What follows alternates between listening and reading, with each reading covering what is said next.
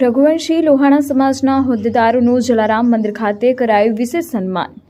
ડીસા શહેરમાં જાહેર જીવનના રઘુવંશી લોહાણા સમાજના હોદ્દેદારોનું જલારામ મંદિર ખાતે કરવામાં આવેલ સન્માન, જેમાં નવનિયુક્ત ડીસા નગરપાલિકામાં કારોબારી સમિતિના ચેરમેન રવિભાઈ ઠક્કર, વ્યવસાય વિરાટ સમિતિના ચેરમેન તરીકે ગોવિંદભાઈ માખીજા, ડીસા શહેર ભાજપમાં મંત્રી તરીકે નિમણૂક પામેલ ચેતનાબેન કાનાબાર, ડીસા શહેર યુવા ભાજપમાં મંત્રી તરીકે નિમણૂક પામેલ અનિકેતભાઈ ઠક્કર સહિત સૌ અગ્રણીઓ એક સાથે ડીસા જલારામ મંદિરે દર્શનાર્થે પધારતા જય જલારામ ટ્રસ્ટ ડીસા તેમજ અખિલ રઘુવંશી લોહાણા સમાજ દ્વારા સૌનું ફૂલછડી તેમજ સાલથી દબદબાભેર સન્માન કરવામાં આવ્યું હતું। સમાજના અગ્રણી ભગવાનભાઈ બંધુએ સૌને પરિચય આપ્યા બાદ અગ્રણીઓ સર્વ કનુભાઈ આચાર્ય, ડાયાભાઈ જોબખા પુત્ર, દિલીપભાઈ વકીલ, પ્રહલાદભાઈ અંબાલાલ ઠક્કર, ધનજીભાઈ સોનઘેલા, દિલીપભાઈ રતાણી, દેવચંદ્રભાઈ એન ઠક્કર, શારદાબેન આચાર્ય, અંજુબેન કારિયા, આનંદભાઈ પી ઠક્કર, સરોજબેન રતાણી,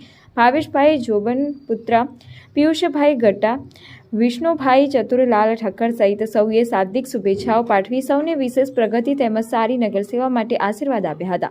સિંધી લોહાણા પંચાયત ડીસા દ્વારા પણ સૌનું સાલ ઉઠાડીને સન્માન કરવામાં આવ્યું હતું। આ પ્રેરણાદાયી અવસરે ખૂબ જ મોટી સંખ્યામાં અખિલ રઘુવંશી લોહાણા સમાજ ડીસાના અગ્રણીઓ ખાસ ઉપસ્થિત રહ્યા હતા।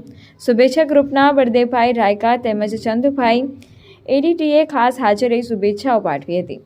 સન્માન બાદ સૌ પદાધિકારીઓએ પોતપોતાના વક્તવ્ય દ્વારા ડીસા નગરની શક્ય તેટલી વધારે સેવા કરવાની ખાતરી આપી હતી। સૌએ જલારામ મંદિરે ગુરુવારની મહાઆરતીમાં ભાગ લઈ પૂજ્ય જલારામ બાપાના આશીર્વાદ લીધા હતા। સમગ્ર કાર્યક્રમનું આગવી શૈલીમાં સંચાલન ગૌ સેવક ભગવાનભાઈ બંધુએ કર્યું હતું। આપણા અખિલ રઘુવંશી લોહાણા સમાજના દરેક ભાઈઓ બહેનો, વડીલો, કનુભાઈ સાહેબ, બંધુ સાહેબ તેમજ દરેક સમાજના અને વડીલો તેમજ એના હોદ્દેદારો દરેક જય જલારામ। આપણા અખિલ રઘુવંશી લોહાણા સમાજમાંથી આજે એ 3 જણ, ગોવિંદભાઈ, પછી અમારા ઉષાબેન, પછી રવિભાઈ અને એના યુવા મોરચામાંથી ભાઈ અનિકેતભાઈ તેમજ બીજા કયા ભાઈ ચેતનાબેન, આ દરેક અમારા હૃદયપૂર્વકના એટલા બધા આશીર્વાદ છે કે ઉત્તર તમે પ્રગતિ કરો, ખૂબ આગળ વધો અને રાજકીય ક્ષેત્રે આપણા સમાજની નામના વધારો, તેવા અમારા હૃદયપૂર્વકના તમને આશીર્વાદ।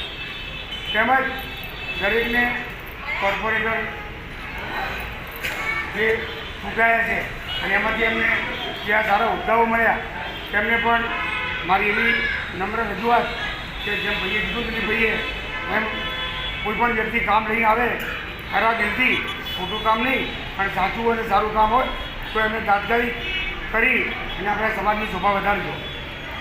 વધુમાં મારું એવું કહેવાનું કે ડીસા નગરમાં પટેલોની સંખ્યા ખૂબ ઓછી હતી, પણ ધીમે ધીમે મહેસાણાથી બીજેથી પટેલો ડીસામાં આવવા લાગ્યા।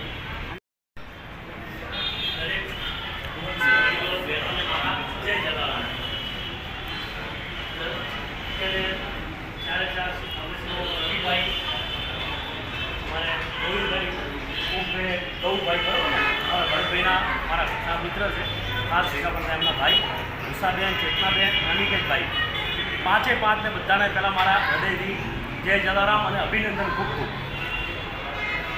તમારે નગરપાલિકામાં તમે સારા હોદ્દા પર પહોંચ્યા છો તો લોકો તમારા પર આશા રાખવાના। ક્યારે પણ કોઈ માણસ સાચું અને સારું કામ લઈને તમારી પાસે આવે તો ભાવથી એનો તમે આસ્કારો કરી અને એનો દિલથી કામ કરજો, એના આશીર્વાદ તમને મળશે। અને જ્યારે સમાજનો ભાઈ કોઈ પણ જગ્યાએ કોઈ પણ પોસ્ટમાં બેઠો હોય તો આપણે રઘુવંશ સમાજ તરીકે આપણને એક ભાવના થાય, એક લાગણી થાય, એમ થાય કે કોઈક આપણું બેઠું છે, આપણે જઈએ તો આપણને આવકારો આપે। એમને પણ ઓળખ્યા વગર તમે નામ દો કે ભાઈ આ કામ માટે આવ્યો તો આવો બેસો, હું તમારું કામ કરું। કામ થાય ના થાય 2 નંબરની વાત છે, પણ તમે 50% આસ્કારો થાય કે કંઈક આપણું વાત સાંભળી છે, કંઈક આપણું છે, એવા ભાવથી એવો ભાવ મનમાં જાગે, આ એવી આત્મીયતા જાગે તમને। બહુ ટાઈમ પહેલાં ગૌભાઈને એના ભાઈ તો મારા જીગર ભાઈ તો હતા, એક કામ હતું તો બી અમને કીધું આમ છે તેમ છે, દિલીપભાઈ કરશું, આપણે કોઈનું કામ હોય કે આપણું કામ હોય, પણ એ તમે દિલની આશ થઈ જાઓ, તમને એવી આશા રહે કે કંઈક આપણું બેઠું છે, એવા ભાવ આપણે જાગે। મારા ફાધર જ્યારે નગરપાલિકામાં 89-90માં ચૂંટાણા, બધા સાથે હતા, શિક્ષણ સમિતિના ચેરમેન બન્યા, એ વખતે મારી ઓફિસ નથી ચાલતી, એટલું 3 ગણું કામ નગરપાલિકામાં ચાલતું હતું. મારા બાપાને કીધું સવારે બપોરે રાત્રે આવે, નદી તો અમને નથી પડતી. મને કહે આપણે નગરપાલિકામાં સેવક થયા છીએ તો આપણે કામ તો કરવું જ પડે. ઓફિસનું કામ સાઈડમાં મૂકી દીધું અમે અને આપણે કામ કરવું. એવી એક ભાવના એમ નથી કે મારે કોઈનું કામ કરવું. એટલે એવી ભાવનાથી આવનારા આ બધા સેવકો નગર સેવકો કામ કરે, ભવિષ્યમાં પણ એમનું નામ થાય અને એ કામ કરવામાં એમને જલાબાપા ખૂબ શક્તિ આપે, ખૂબ પ્રગતિ કરે એવી જલાબાપાને આપણે પ્રેરણા કરીએ. એ સાથે મારી વાણીને જન્મું છું. જય જલાબાપા.